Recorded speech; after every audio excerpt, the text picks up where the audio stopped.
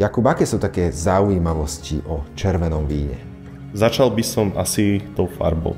Keď si zoberieš hrozno, modré hrozno, tak vo väčšine prípadov farba teda toho červeného vína vôbec nepochádza z dužiny, ako to môže byť pri iných ovociach, ale tá farba ide vlastne zo šupky. Taký ešte rozdiel medzi možno bielým a červeným vínom, veľa sa o tom hovorí, že červené víno obsahuje resveratrol.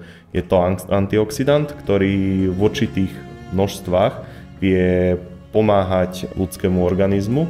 Toto napríklad biele víno nemá. Ďalšia vec, hovorí sa, že červené víno by sa malo piť pri izbovej teplote. Teraz je bežné, keď máš v izbe 20, 22, 23 stupňov, ale to vôbec nie je tak, ako by to malo byť pre červené víno. Izbová teplota pri červenom víne znamená 16 až 18 stupňov.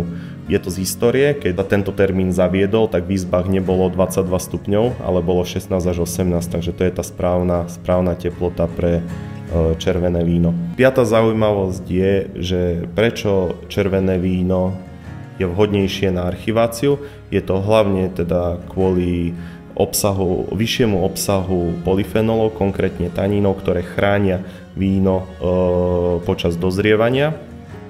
A vďaka práve tomuto môžu niektoré červené vína vydržať až 10, 15, 20 rokov.